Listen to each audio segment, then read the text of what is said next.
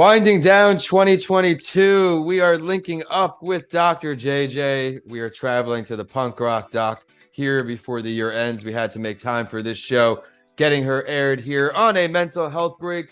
My name is Vincent A. Lancey, and I want to thank everyone tuning in today for taking a deep breath with us. Dr. JJ Kelly is a licensed clinical psychologist, emotional intelligence skills training expert, and best-selling author of the Holy Shit series.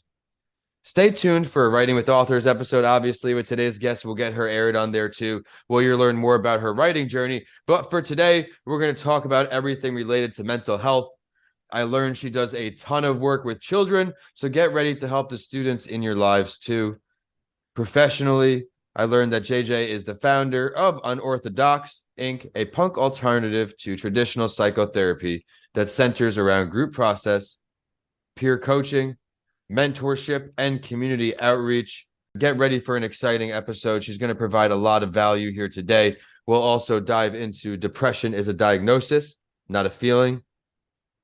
Kids and social media, reckoning with the changing play of kids. Joy is resistance, how to heal your life and the world. Straight B's, allowing your kids to exceed expectations, and so much more. We have a lot to cover today, so I don't think we should wait much longer, JJ. I'm about ready to kick us off, but everyone tuning in, be sure to stick around to the halfway point. We have an awesome article ahead of us titled Process Group Therapy from the Ashley organization, and we'll get JJ's take on it. But JJ, welcome on the show. Well, thank you. Nice to see you. Nice to see you. I'm excited to have you on. Why don't you say hello to our audience? Give them a little preview to who you are on the personal side. Well, I think that I'm possibly a paid professional pain in the ass in the best way. Mm-hmm. It's my favorite kind of people too. Everybody interesting is a little bit difficult, I think. Perhaps I'm biased. I don't care. But I did it the straight way in mental health for 14 years. I did another 2 in private practice that was still pretty much the same, in the same realm of today's mental health system. And I just had enough. Over the years, I was like, this shit is super sexist, racist, elitist, and I don't want to be a part of that system. You know, I tried the change from within, and it's mental health needs something new. I couldn't find it, so I was like, fuck it, I'll build it. At Tampa Counseling and Wellness, we want to remind you that it's okay to not be okay. Reaching out for support and asking for a little extra help can be overwhelming, but everyone deserves a safe space to heal. We're so honored to be that space for Florida residents. If you want to learn more about our services or you'd like to set up a free consultation with one of our clinicians, you can call or text us at 813-520-2807. We're looking forward to growing with you. All right. Well, be sure to stick around to the end of the show. We'll find out exactly where to find all this great work that JJ is doing. I'd love to dive right into it with you, JJ. Would you mind sharing your mental health journey, maybe what led up to a little more you creating this brand now, really, just this empire you're building over there? Yeah, that second book, Gifted Misfit, I mean, I don't think you have to be a shrink to figure out that was probably me in my teenage years. I'm pretty open about all the trouble that I got into, and it's a good job we were poor, because I would have been sent to one of those wilderness training things or like residential. Catholic school probably kept me out of juvie. Took me a long time to appreciate that dialectic. But I think that when people ignore smart, creative kids, they don't listen to them, then the behavior amps up and they try to get their needs met however they can, but nobody taught us emotional intelligence skills in school. So like, how the hell were we supposed to cope with, the teenage years are bumpy. Christ, the beginning 20s are bumpier still, which nobody tells you that. No, they do not. I mean, and I try to tell everybody that. I'm like, oh yeah, you're having a rough time in undergrad. Okay, that shit's gonna get way harder after, but we'll talk about that then.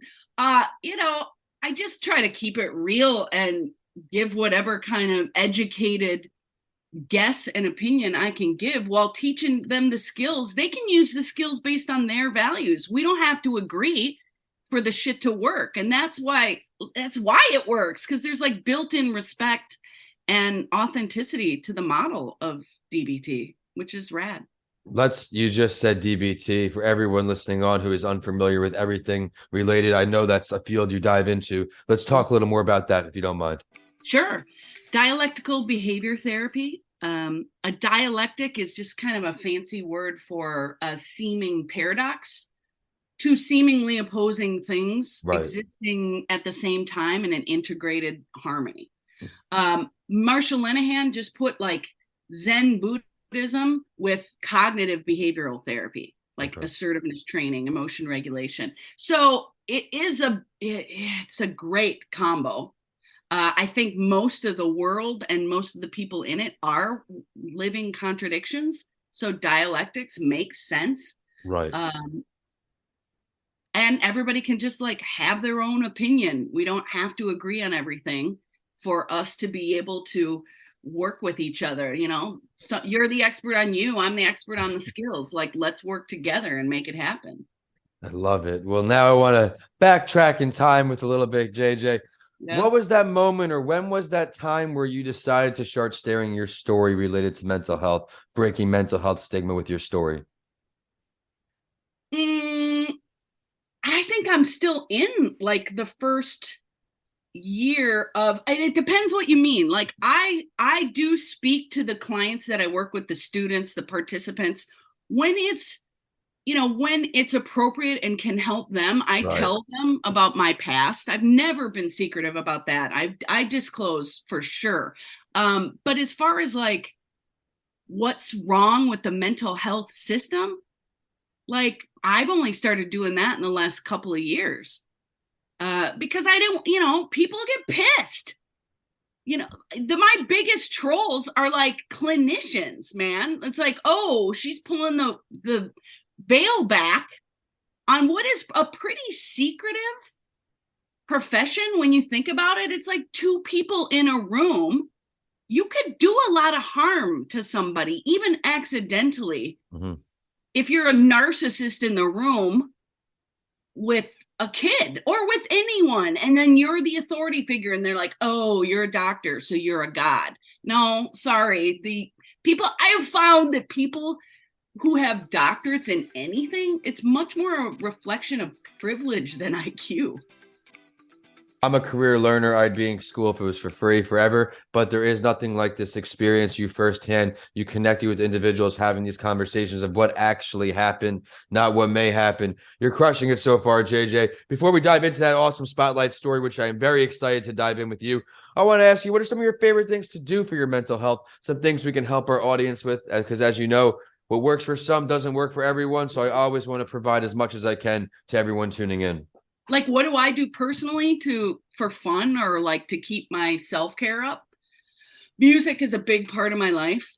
Playing music, listening to music. I mean, punk probably saved me as a teenager. And play in any form. Like being a goofball, I think is really important as far as like not taking yourself too seriously. Anything that, makes me laugh. We just went to, my brother was visiting and we just went, which I go every year, to this Golden Girls in San Francisco, drag queens that do Golden Girls episodes that are holiday related, and they like sing in the scene changing. I mean, I love that shit. Dancing is a huge part of my life. I've been a hip hop dancer since I was like 15. I love it. My grandmother, she loved the Golden Girls. For Christmas every year when she was alive, we'd get her something gold. We found, a puzzle or a coasters or just little things. I mean, they're one of those brands in TV that almost everybody has heard of, the Golden Girls. That's something iconic. I love the way you put that. So thank you for starting us off. Like I said, we have an awesome spotlight story. And as we have someone who understands process group therapy, we learned a little bit about DBT. We're going to dive right into this article from Ashley online, and then we'll bring back our guest and talk a little bit more. Because life does not happen in a vacuum, neither should the therapy that helps you overcome a substance abuse disorder. While individually psychotherapy sessions are a core component of a treatment plan, process group therapy also plays a pivotal role. Process groups are essential to recovery, where this type of therapy involves a gathering of peers who are also in recovery and a facilitator to help guide the sessions. These are called process groups because the therapist is overseeing a long-term treatment progression where one session builds upon the other. The article says the key to success in this type of therapy is establishment of trust early on. As the participants grow to trust one another, they are more willing to open up and share their feelings, thoughts, concerns about the recovery process. I now want to jump into the area where it says, how does process group therapy help with substance recovery?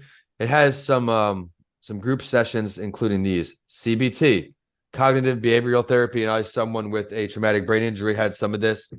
This short-term therapy helps the participants identify any disordered thought patterns that cause unhealthy behavioral reactions. Facilitators guide them toward changing the negative self-talk to more rational behavior choices. And I also here I'm going to touch on psychoeducation and interpersonal therapy, and then bring back on JJ. Psychoeducation is where the therapist may use curricula intended to help the participants learn about how addiction and dependency develop and how to avoid relapse. Well, interpersonal therapy is just that, assisting participants in improving relationship dynamics. JJ, there was a lot going on in that article, what it is, some ways that it helps. I would love your take on it as someone who really is in this field. Well, I mean, there's a lot there, but I can start by saying that when I was doing psychotherapy, or what, is being called interpersonal, it's just psychotherapy, one-on-one therapy. Okay. When I was doing that all those years, I wouldn't see an addict that wasn't also in AA. So I guess I very much agree with that point that the first article made, which is that, therapy is not enough for addiction. No way. And we would make a contract like, okay, are you going to do 90 and 90? That is, your first 90 days of sobriety, you're going to 90 meetings, a meeting every day. What is the contract that we can make where I'll still see you? Usually at minimum, it was like 3 meetings a week. You have to talk twice a month. So every other week, you got to talk at a meeting. You got to get a sponsor. You got to have a service position. Like, you have to do the program. And I would stop seeing somebody if they didn't keep it real with the contract. Yeah. I love that. And we have to be honest, not only with others, but with ourselves. We can't improve. Others can only help us so much. We can provide so much resources, JJ, to everyone. But if it doesn't want to start within, well, all the resources in the world are just resources. And I think everybody somewhat listening on could relate to that. I hope, where we've had our tough times and we had to make a decision. Are we going to dig deep or are we not? Incredible analysis. I'm glad I chose that article. I was hoping that we can get some great value there. But before we let you go, what is one piece of advice that you have for all of our mental health champions out there who are struggling today? Wow, that is such a hard question for me because I have like 4,000 things I want to say. Let it out. I would say that if people just did the separation of thoughts and feelings and validated their feelings, then the world would change. The way to do that is download a feelings sheet. I keep one on my website because there are a lot of those wheels and shit out there, and a lot of them have thoughts on it, and they say Right. These are feelings. Seen, heard, attacked. These are not emotions. These are thoughts, and they're even judgment that people, shrinks have taught people to be like, I feel. But, I feel like you're an asshole isn't you expressing your feelings. That's a judgment. That's a thought. You have to say, I feel mad. I feel sad. I feel whatever. It has to be an emotion word. Well, people have a strangely primitive emotions vocabulary, even really smart people. Yep. And so taking the feeling sheet and practicing it. I tell people, print it out, put it on your fridge. Ask yourself as many times as you can remember in a day, how am I feeling right now? And a lot of times you don't know. So go to the damn sheet and go yes, no, maybe in the fear column. If you get a bunch of yeses, you're probably afraid. Like it Right. really is that basic, but people need it to be that basic because they just don't have it. And I think that is great advice right there for everyone out there who is going through. So pick up this feelings chart, head to JJ's website. Normally I wait to the end of the episode, JJ, get all your contact info out there. But while we're talking about things you can offer to everybody, like this feelings chart and so much more, where can we find you online? Everything's at drjjkelly.com. The Instagram link, the YouTube link, all the books links, all these, lots of content. Yeah. Okay, great. drjjkelly.com. We'll have that in the show description. No fear. Just scroll right down, click that link, and get all the value today. But before we sign off, the floor is yours, JJ. Please shed light on any area relating to mental health that you would like. Whoa, man. I think that if you're going to choose to do the psychotherapy route one-on-one, I think psychoeducation is probably a better idea. Group process, better idea than one-on-one, but sometimes you need the one-on-one. If you're going to do that, shop. Don't take the first shrink's office you go to. Like if you don't connect, I haven't even tried to do psychotherapy for years and years because I'm smarter than most of them. So, and they all have like this rhetoric, what they were taught. They're not being their authentic selves. The last time I went, I was like 10 minutes in. I was like, you know what? I'm going to stop you right there. There's no connection here. I'm going to leave and do not charge me for this. Like we are the consumer. And everybody learned from COVID, hey, I have no emotional intelligence skills. I better get some. So now they're flooding the mental health field. Yep. But there are still problems in the mental health field. So it's getting flooded with people who want the skills now. And I would argue they're still not going to get them. So shop around. Wait till you get a real connection with somebody. Ask them something weird and see how they react. Do they give you like the doctor answer from a book? Or do they give you part of their real self? Love that. Being authentic, you have to have the connection. They can have the best degrees, education, certificates in the world, but if they're a robot, might as well go online and talk to an AI guy. I mean, they're on there, but there's great resources out there with the internet. Obviously, that's the best, but the problem is the lack of quality information. And I mean, fortunately for you, JJ's got a lot of great info. Again, that's drjjkelly.com. And with that, JJ, I want to thank you for linking up with me, having your team reach out, getting you on the show. Everyone out there, be sure to stick around on the feeds. You'll see her popping up on the other shows too. And with that, we're signing off until next Tuesday. Only a few more shows to go until the end of the year. Everyone, see you next Tuesday. JJ, I'll talk to you soon. Thanks.